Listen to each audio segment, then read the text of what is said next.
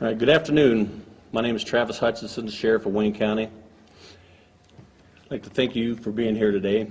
To my left is Lieutenant Durant from the Ashland Post of the Ohio State Highway Patrol. To his left, Prosecutor Dan Lutz from Wayne County Courts, and Lieutenant Smart from the Ashland County Sheriff's Office. I want to speak to you about a current event that occurred in our county on Saturday. My deputies responded to a horrific crime involving the stabbing of a 93-year-old woman who remains in guarded condition. At the time of the initial call, my deputies had few leads. Literally nothing more than a young man driving a red vehicle. I'm pleased to say within hours the suspect was in custody. Arrested and currently charged with felonious assault, a felony of the second degree, is Matthew R. Dillon, age 24, whose last known address was 757 Township Road, 350, Sullivan, Ohio. Dillon is currently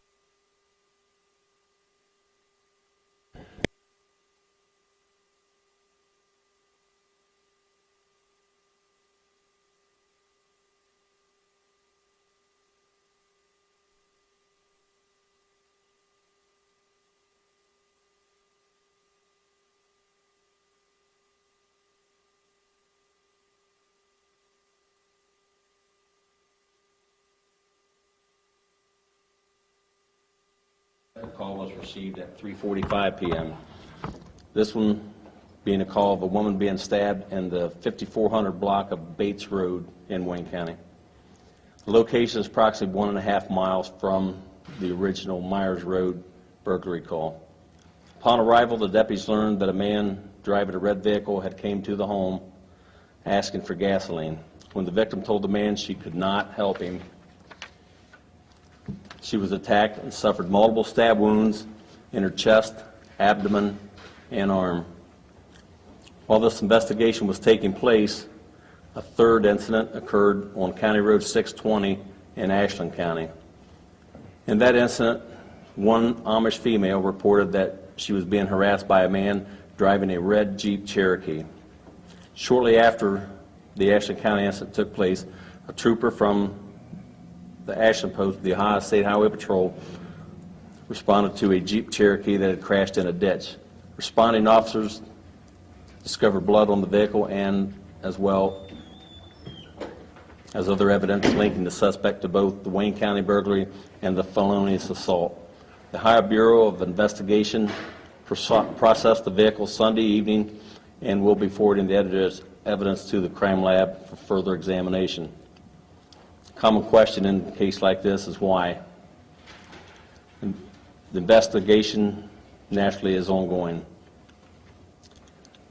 The suspect has no felony record but has a conviction of several drug misdemeanor cases and possession of underage drinking.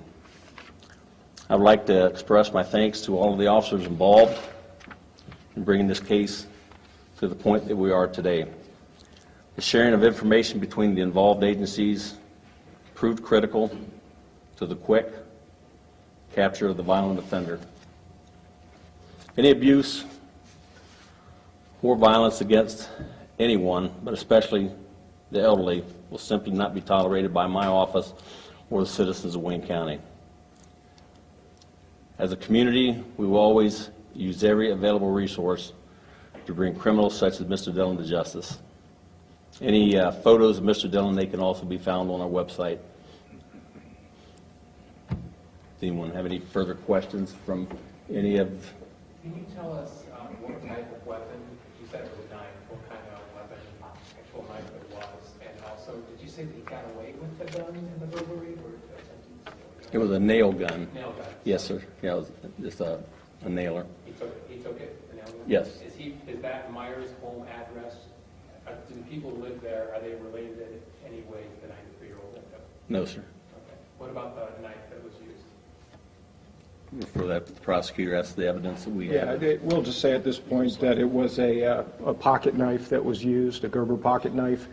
Obviously, the investigation's ongoing, and we don't want to comment specifically on particular evidence so as not to jeopardize the future prosecution of the suspect, but we're confident that we have the right man in custody. Why not attempted murder, prosecutor?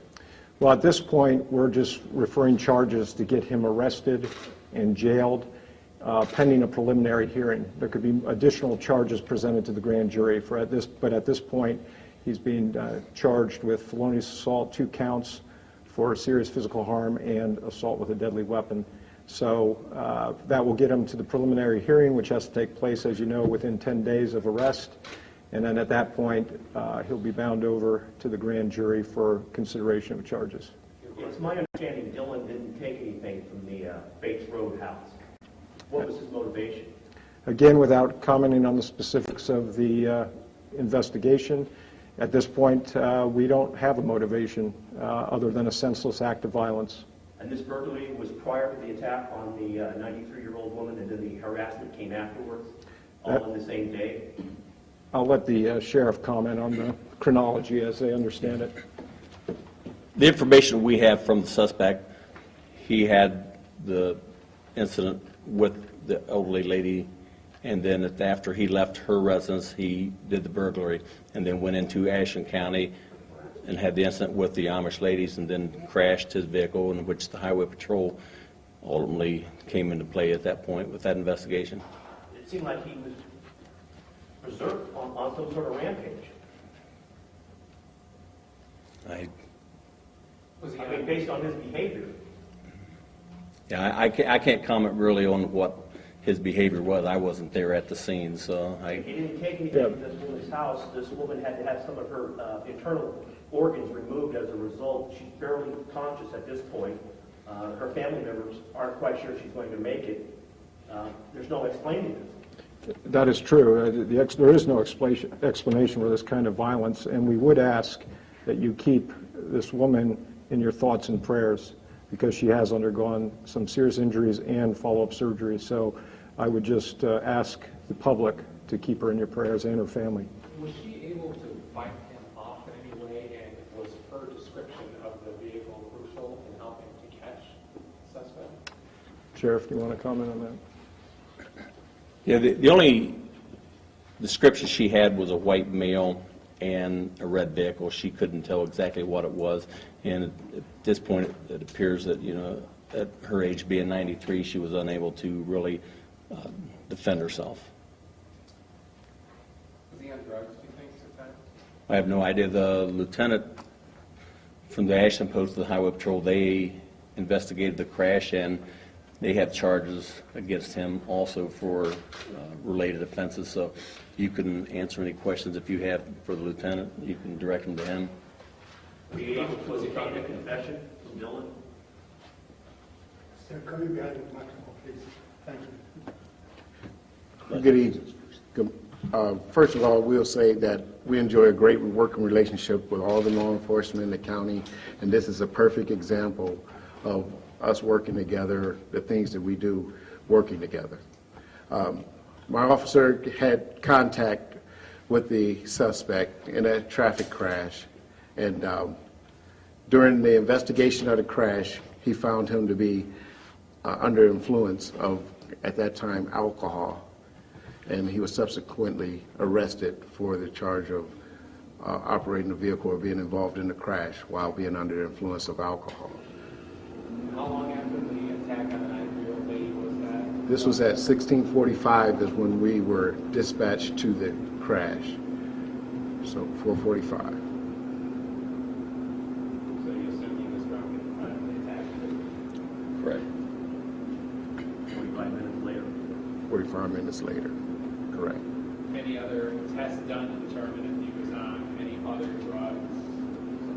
Not at the time of when he was doing the investigation. The officer noticed that he was under influence of alcohol and took the steps for that, and then as things began to develop more, I don't know, but at this time it's just for driving under influence of alcohol.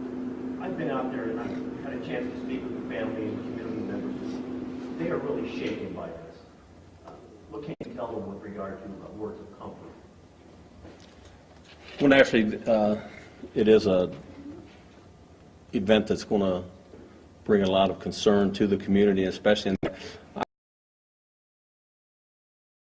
in the last couple hours. I met with the family, and to see if they needed any assistance further with us, and also putting them in contact with the Attorney General's office for the victims of crime. So they're naturally disturbed about it, and as well as we are. And the same position that we always have is, if you notice any suspicious activity in your neighborhoods, please make sure that you contact us as soon as possible, and relay all the information to your neighbors. You know, your best security system you have are good neighbors, being aware of what's going on in your surroundings. And Do you guys have any photos of the red Jeep that crashed? I don't have any myself personally, no. There's a 911 call that's not available, or can it be played in another room? Or- Tomorrow, we can have that information for you. Did she make the call herself? Yes, she made it to family members. Family members then contacted us. So when you heard the 911 call, was family members talking to her? Pardon me, sir? When you heard the 911 call, was it her speaking, or was it the family members? No, it was a family member. Okay. She contacted family first. Correct. Family phone number. Yes, sir. Do you have anything for the lieutenant from Ashland County? Next court date. We're tomorrow? He'll probably be video arraigned on the charges in Wayne County, assuming he's here in our jail tomorrow morning. In what county? If he's in our jail here, he'll be video arraigned on our charges tomorrow morning in Wayne County. You don't know what's going on? Video arraignments are at 8:15 a.m., right? Okay, that includes all I have for you. Thank you very much for coming.